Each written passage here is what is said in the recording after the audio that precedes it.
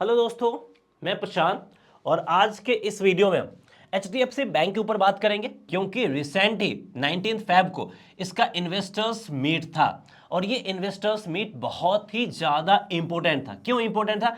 क्योंकि HDFC bank के आगे का डायरेक्शन तय करने के लिए ये बहुत क्रूशियल था। यानी यही इन्वेस्टर्स मीट डिसाइड करता है कि एचडीएफसी बैंक का आगे का डायरेक्शन अपसाइड रहेगा, शेयर प्राइस की बात करें, या फिर डाउन साइड रहने वाला है। यानी एचडीएफसी बैंक का जो मैनेजमेंट है वो क्या सोच रहा है, क्या प्लानिंग है उनका, लोगों को इनके बारे में आइडिया नहीं था, तो यहां से आइडिया मिला है। तो अब इसके बाद मेजर क्वेश्चन रेज होता है कि क्या ये जो लेवल था एचडीएफसी बैंक का, यहां पे एचडीएफसी बैंक ने अपना बॉटम फॉर्मेशन कर दिया। यानी सबसे पहला क्वेश्चन है कि क्या एचडीएफसी बैंक में बॉटम फॉर्मेशन हो गया या नहीं हो गया, ये हम फाइंड करेंगे। दूसरा, क्या एचडीएफसी बैंक यहां से रिकवरी दिखाएगा, क्योंकि अगर हम रिकवरी की बात करें तो छोटा सा रिकवरी आया, ये रिकवरी आगे भी एक्सटेंड होगा या फिर यहां पे फिर से गिरावट आएगा, इसके ऊपर हमारा फोकस रहेगा। तीसरा पॉइंट यहां पे हम बात करेंगे कि क्या अब इन्वेस्टर्स मीट के बाद यहां पे फ्रेश एंट्री बनता है या फिर नहीं बनता है, ये हम क्लियर करेंगे।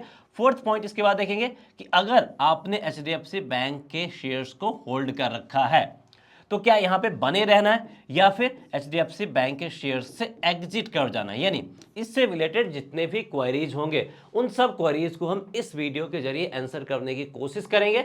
बस आपको हमारे साथ इस वीडियो में लास्ट तक बने रहना है। आगे बढ़ने से पहले एक और चीज बताना चाहूंगा कि एचडीएफसी बैंक के ऊपर इससे पहले भी हमने वीडियो बनाया था और ये जो वीडियो हमने बनाया था वो बनाया था आपका 22 सितंबर 2023 को ही।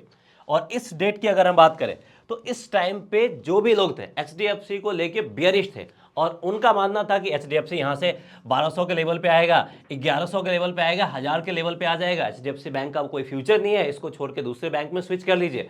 लेकिन वहीं पे हमने एनालिसिस किया था टेक्निकल और फंडामेंटल डिटेल से, और आप पहले जाके ये वीडियो भी देख सकते हैं जिससे आपको एक चीज समझ में आएगा कि किसी भी स्टॉक्स का एनालिसिस कैसे करते हैं। लोगों का क्या ओपिनियन है वो छोड़ दीजिए, आपको एनालिसिस पे टिके रहना है। और एनालिसिस किस तरीके से करते हैं यहां पे देख सकते हैं, मल्टी लेवल का एक सपोर्ट लेवल था और इस सपोर्ट लेवल के बाद मार्केट कहां तक गिर सकता है वो आपको एक आइडिया होना चाहिए। वहां से आपका एक बेस बनेगा, आपका एक नॉलेज इनहेंस होगा। तो ये वीडियो को एक बार आप जरूर देख लीजिएगा। और इस वीडियो मैंने क्लियरली बताया था कि एचडीएफसी बैंक का बॉटम फॉर्मेशन कहां पे हो सकता है, 1400 से लेके आपका 1315 का जो रेंज है, 1350 का जो रेंज है, इस रेंज के आसपास कहीं पे एचडीएफसी बैंक अपना एक बॉटम फॉर्मेशन कर सकता है और यहां से हमें एक रिवर्सल देखने को मिल सकता है और उसके हिसाब से आप यहां पे मल्टीपल टाइम्स में इन्वेस्टमेंट भी कर सकते हैं, जो कि इस वीडियो में अपडेट किया गया था।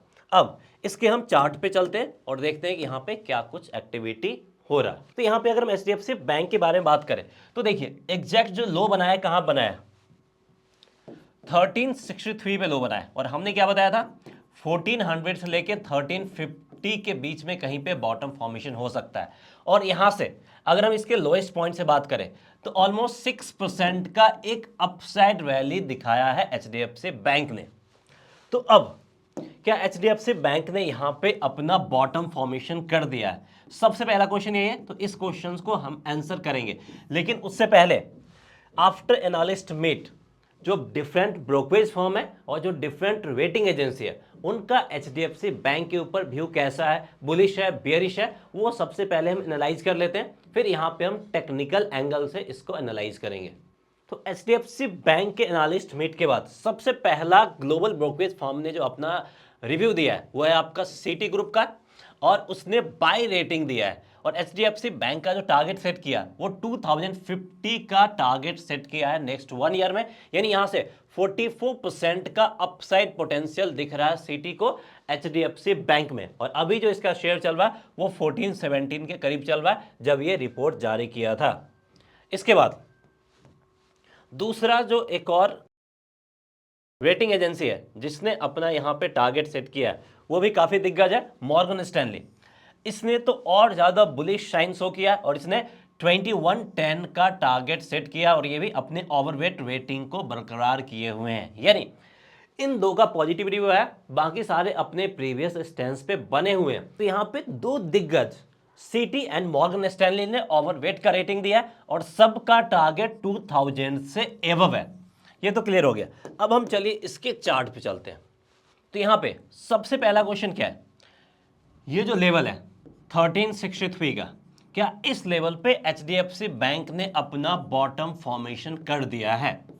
तो अब इसके बॉटम फॉर्मेशन के लिए क्या करना होगा, सबसे पहला जो इमीडिएट हर्डल है उसको क्रॉस करना होगा, तब जाके यहां पे कंफर्म होगा कि ये बॉटम फॉर्मेशन किया है नहीं किया है। तो सबसे इमीडिएट हर्डल जो आपका यही है, आपका 1450 से लेके 1480 का जो रेंज है, ये इसका इमीडिएट हर्डल है। अगर इन दोनों हर्डल को क्रॉस करके इसके ऊपर डेली बेसिस पे क्लोजिंग दे देता है, तो फिर ये जो बॉटम बना है इसको हम बोल देंगे कि बॉटम फॉर्मेशन हो गया है।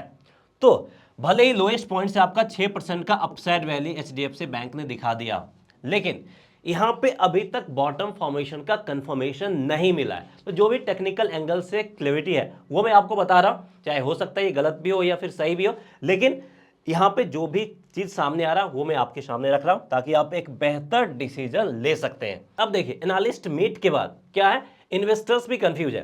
कल आपका 2% का अपसाइड वैल्यू दिखाया था और आज लगभग आपका 0.6% का गिरावट दिखाया।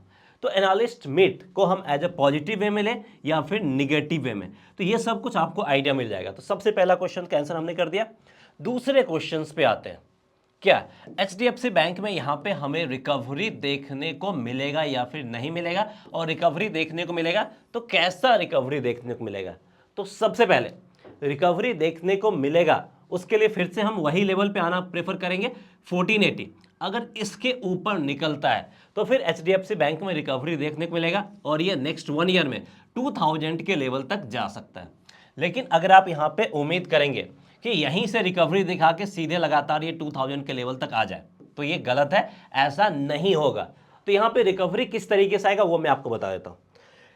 जैसे हर एक 2% के गिरावट के बाद यहां पे कितना डाउनफॉल मूव आया था, 0.6% करीब डाउनफॉल मूव आया था। तो इसी तरह का अपसाइड जर्नी रहेगा, यानी हर एक आपका 3 से 5% का अपसाइड मूव के बाद यहां पे 1 से 2% का गिरावट भी देखने को मिलेगा, क्योंकि मल्टीपल सप्लाई जोन है और मल्टीपल इसका रेसिस्टेंस जोन है। तो हर एक रेसिस्टेंस जोन से क्या देखने को मिलेगा, सप्लाई देखने को मिलेगा और हर एक जगह पे लोग यहां पे ट्रैप हुए पड़े हैं। तो जैसे उनका प्राइस आएगा, चाहे कितना भी कुछ कर लो, वो एग्जिट करने की कोशिश जरूर करेंगे, एग्जिट जरूर करेंगे, और वही एग्जिट कारण मार्केट में आएगा आपका सप्लाई। तो यहां पे रिकवरी तो आएगा, लेकिन ये रिकवरी आपका इस तरीके से आएगा, अपसाइड मूव दिखाएगा, लेकिन उसके बाद हमें ठीक ठाक गिरावट भी देखने को मिलेगा। तो अगर आप यहां पे पेशेंसली बने रहते हैं इस पूरे जिग जैग जर्नी में, तो फिर आपको यहां पे ठीक ठाक रिटर्न अगले 1 साल में मिल सकता है। तो यहां पे अब तीसरे क्वेश्चन पे आते हैं कि क्या यहां पे अब फ्रेश एंट्री बनता है, यानी यहां पे जिन भी लोगों को बाई करना है क्या वो अभी बाई कर सकते हैं? अभी नहीं बाई करना, बाई करने के लिए आपको वेट करना है। क्यों मैं बता रहा हूं वेट करने का, सबके पीछे का लॉजिक है, ताकि अगर आपको लॉजिक पसंद आता है तो फॉलो कर सकते हैं, नहीं पसंद आता है तो आप अपने हिसाब से डिसीजन ले सकते हैं। तो देखिए ब्रेकआउट कब आएगा, इसके बाद आएगा, यानी 1480 के बाद एक छोटा सा ही सही लेकिन ब्रेकआउट आएगा, और इस ब्रेकआउट के बाद आप एंट्री ले सकते हैं, क्योंकि जनरली ब्रेकआउट पे हम राइड करके कुछ बेनिफिट कमा सकते हैं। अगर ब्रेकआउट नहीं आया तो प्राइस फिर से कहां पे आएगा, ये जो एक सपोर्ट बनाया है इस सपोर्ट के करीब प्राइस आता हुआ दिखेगा। तो आइदर आप ब्रेकआउट पे एंट्री करें या फिर सपोर्ट के करीब एंट्री करें, इस बीच में एंट्री करना गलत डिसीजन हो सकता है। तो क्लैरिटी है कि कहां पे एंट्री करना, सपोर्ट के आसपास जितना एंट्री करेंगे उतना बेहतर रहेगा, और ब्रेकआउट के बाद एंट्री करेंगे तो भी ज्यादा बेहतर रहेगा। लेकिन फिर से बताना चाहूंगा कि आपके पास जितना भी कैपिटल है उसका हाईएस्ट आप 30 से 40% ही एक बार में एंट्री करें, क्योंकि यहां पे लगभग आपका 60% का कैपिटल का सेव होना जरूरी है, क्योंकि अगर बाई चांस फिर से गिरता है तो दोबारा आपको एंट्री करने का मौका मिले, ताकि लोअर लेवल पे आप एवरेज कर सकते हैं। पूरा का पूरा पैसा एक ही जगह पे नहीं लगाना है, आपको पैसा यहां पे सेव करके रखना है। अगर आप 10,000 ही करना चाहते हैं तो 4 to 6,000 के आसपास इन्वेस्टमेंट कीजिए, बाकी कुछ सेव करके जरूर रखिए, ताकि अगर गिरावट आया तो उसमें आप एवरेज कर सके, और अपसाइड मूव दिखाया तो कुछ ना कुछ आपको बेनिफिट जरूर मिलेगा।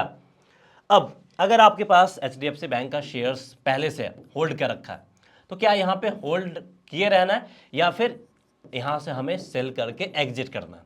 तो अगर अभी तक आप एचडीएफसी बैंक से नहीं निकले तो अब यहां पे निकलने का टाइम नहीं आया, आप डिफिकल्ट फेज को ऑलरेडी झेल चुके हैं। अब यहाँ पे बेहतर फेज शुरू हो रहा है, यानी अच्छा टाइम यहाँ पे अब आने वाला है। तो अच्छे टाइम में निकलना बेहतर डिसीजन नहीं होगा, आप यहाँ पे बने रहिए। और अगर आपको निकलना है तो जब आपका बाइंग प्राइस से ऊपर आ जाए तो आप निकल सकते हैं, लेकिन वो बेहतर डिसीजन नहीं होगा। आप एटलीस्ट अगले 1 साल में 2000 तक के टारगेट के लिए इंतजार कीजिए, वहां तक पहुंचता हुआ ये दिख सकता है। तो यहाँ पे मैं 2000 का टारगेट दे रहा हूँ, अपने मन से नहीं दे रहा हूँ, ये टारगेट है ब्रोकरेज फर्म का, उन्होंने टारगेट दिया, उसी के आसपास को मैं रिपीट कर रहा। और ये इलेक्शन ईयर है, और जैसा कि उम्मीद है कि करंट गवर्नमेंट ही रिपीट करेगा, और फिर से जुलाई में जो बजट आएगा उस बजट में बैंकिंग सेक्टर के लिए कुछ काम किया जा सकता है, या फिर बैंकिंग सेक्टर में जो लिक्विडिटी है उस लिक्विडिटी को लेके आरबीआई बहुत जल्द काम कर सकता है, क्योंकि चाइना का जो बैंक है उसने भी लिक्विडिटी को इनहेंस करने के लिए स्टेप लेना शुरू कर दिया है। तो पहला कंट्री है जो लिक्विडिटी को इंक्रीज करने के लिए काम करना शुरू कर दिया है। तो ये सारा एक्टिविटी पूरे ग्लोबल मार्केट में भी चलेगा और इंडिया में आरबीआई भी करेगा। तो ये जो बैंक है ये सबसे ज़्यादा बेनिफिट दिखाएगा, क्योंकि सबसे नीचे यही है, और सारा बैंक अपने हाई पे है, लेकिन ये अपने लो के आसपास है। तो ये बैंक आपको सबसे ज़्यादा बेनिफिट दे सकता है। सो उम्मीद करते हैं कि यहाँ पे आपको सारा कुछ क्लैरिटी मिल गया होगा। अगर आपको अभी भी कुछ कंफ्यूजन है तो कमेंट सेक्शन में पूछ सकते हैं, हम आपको आंसर करने की कोशिश करेंगे। सो दैट्स ऑल, मिलते हैं नेक्स्ट वीडियो में। जय हिंद।